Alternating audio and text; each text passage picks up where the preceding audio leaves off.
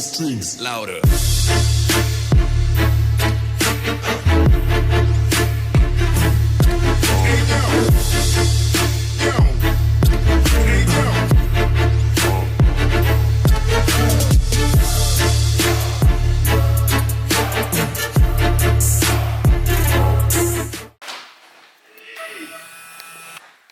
David. Sketchy.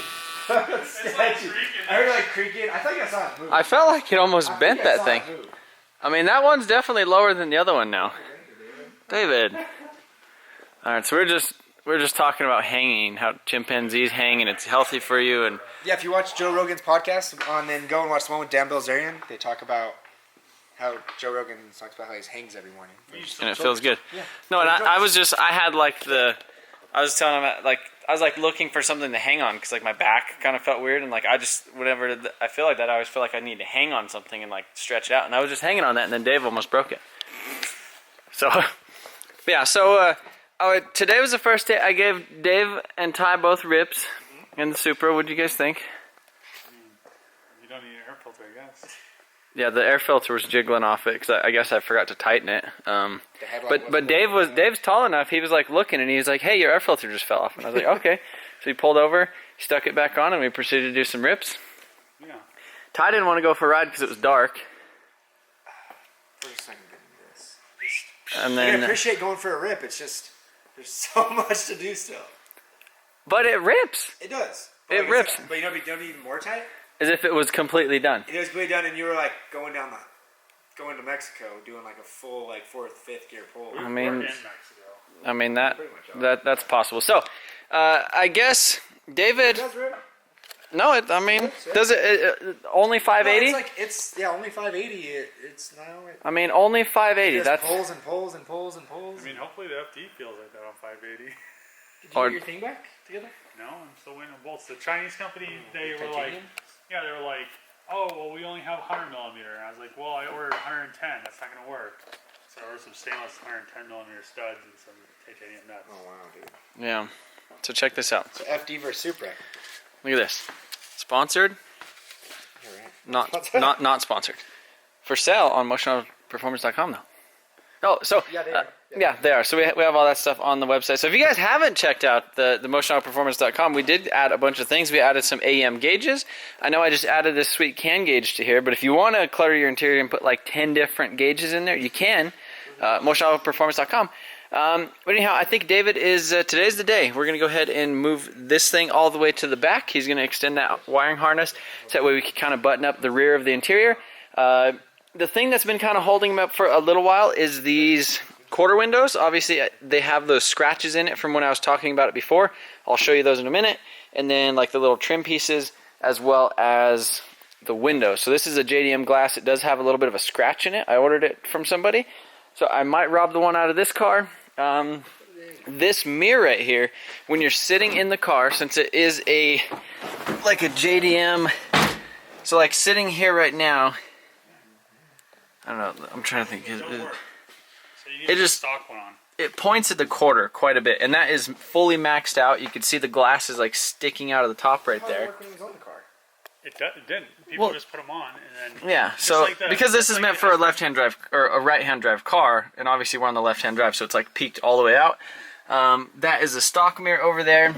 Just like my SRT power folding mirrors, I had to swap bases because the bases, a lot of them on the right side, it's different. So yeah, I went ahead and I put this on before the dyno just in case we did go drive it on the street, so that I would have a mirror, as well as like backing in and out of the shop, making sure I'm not going to scratch anything or run into anything.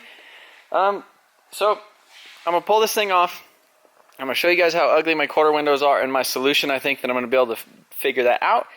And then they're like $250 a piece. $500 for new quarter windows. All right, give me your credit card number and we'll just put it in. This is your Supra. Like, don't put like crappy quarter windows in it.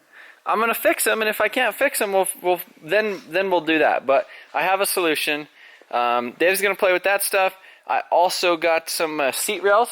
Oh, yeah, so this is a Sparco seat rail.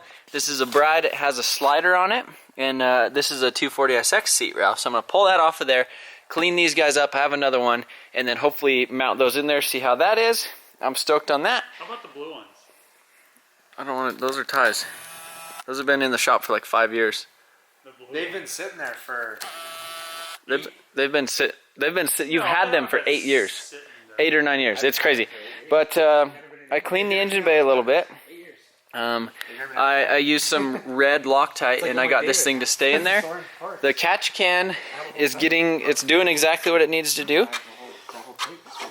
After our little E85, this thing just smells like E85. You can see the condensation in there, and there's a little bit of like watery E85 smell down there, but no oil, so we're doing better than Adam LZ. What else? We need the bumper and hood and all that other stuff, but we need to fully polish this thing. But I'm gonna quit rambling. Oh, this is 5 minutes. A ramble? Yeah, this is 5 minutes and 30 seconds. All right, we're gonna do something. All right, so take a look at this magical window trim right there. Careful. See if she'll focus.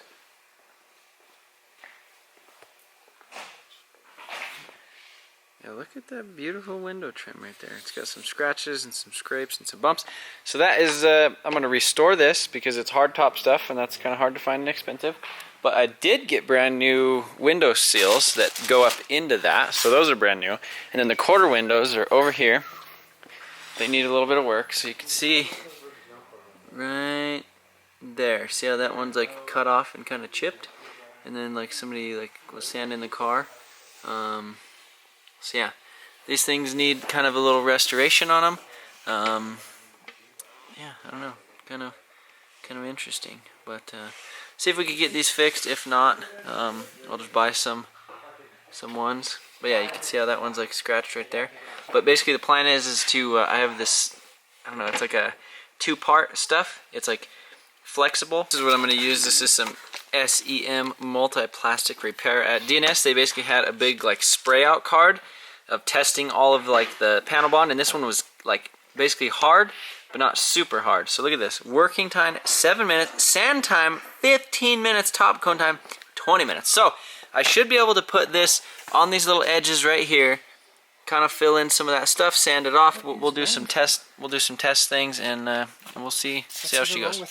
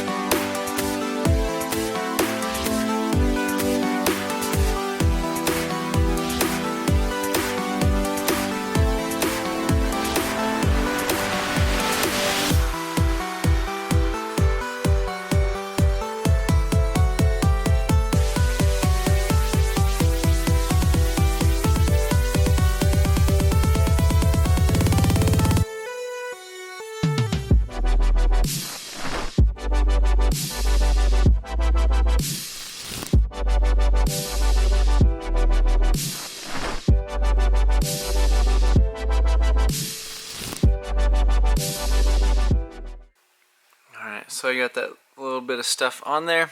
You can see just kind of trying to fill in that little area, imperfections and stuff like that. There's little scratches up here, a missing chunk right there, missing chunk right there. So hopefully that stuff works and I should be able to sand that off. Probably wait till tomorrow.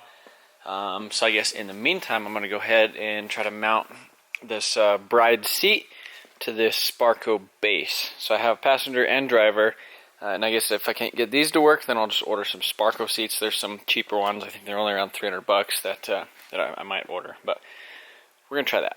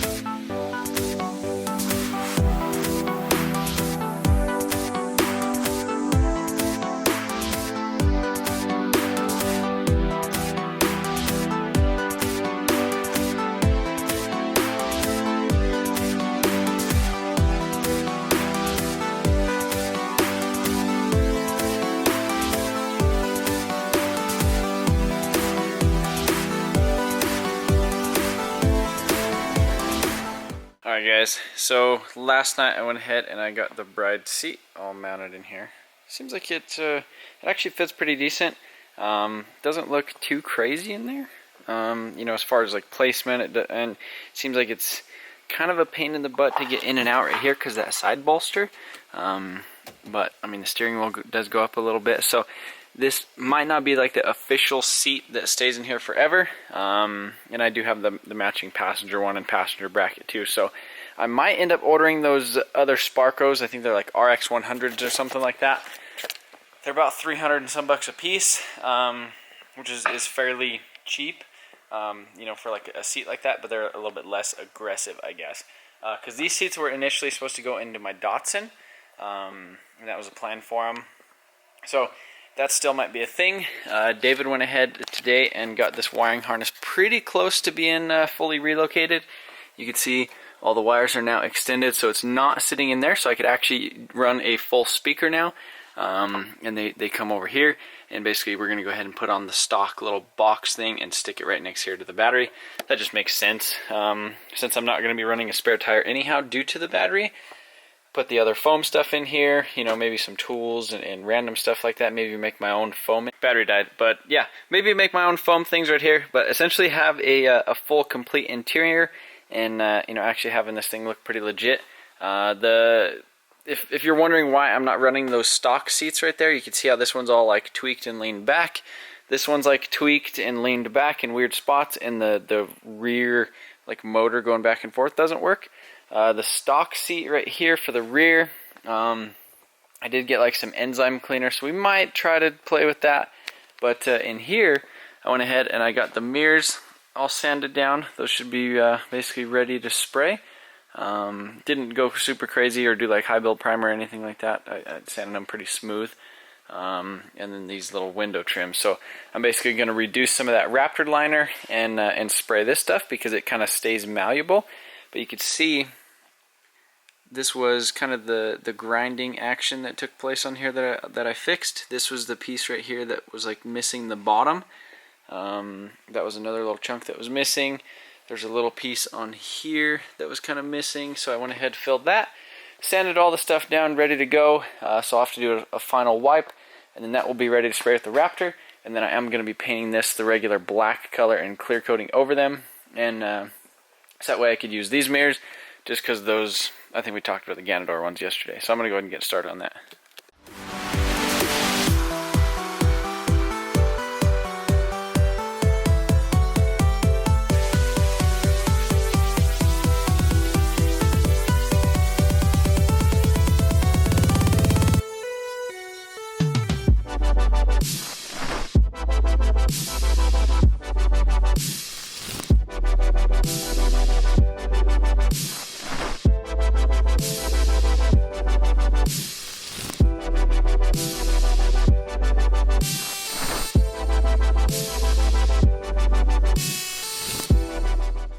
So I done goofed, is what happened. So right in here, these things look good. I went ahead and I painted them. You can see they almost got like a OEM kind of textured finish to it, like a really light one. So yeah, not 100% perfect as far as like that little edge down there, like that little piece. I need to quit touching it. It's kind of chilly in here. I don't know, like 65, 70. It's cooling off here in Colorado, but yeah, these things are these ones actually turned out really nice. So I'm pretty stoked on this, the finish and all that stuff. So those should be going on the car tomorrow. But what happened was this was the yellow mirror, and there was like a little spot right underneath that you could see. And I came in here, you know, like 5-10 minutes after, and I was like, I just touched it with my glove, and that's what happened. So I touched the paint. You're not supposed to touch paint. This was, I was basically just using the Raptor liner as kind of a base, or kind of like a sealer, essentially, before I put the base coat on. And I seen that little thing right there, and I was coming in here to see, like, oh, is it like hard? Can I sand this stuff? Like, let it sit for, you know, 10-15 minutes, maybe hit it with the heat lamp, and sand that out, basically use it as a high build primer. And that didn't work, so I touched it. So I guess tomorrow we'll get that stuff on, hopefully.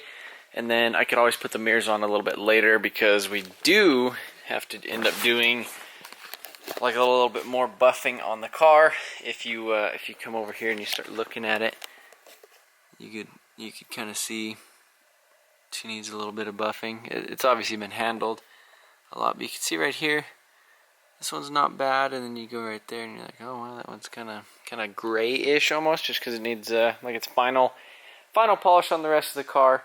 You know, quarters, roof, doors, fenders, hood, all that crap. So maybe what we'll do tomorrow is go ahead and actually try to get a good buff on this car, and then put all the window trim and stuff in it, glue the back window in, and that'll be a big feat right there. So appreciate you guys watching. Sorry we didn't get a whole lot of stuff done in this video, but I guess we at least attempted it. So I'll probably see you tomorrow or the next day. So have a good one.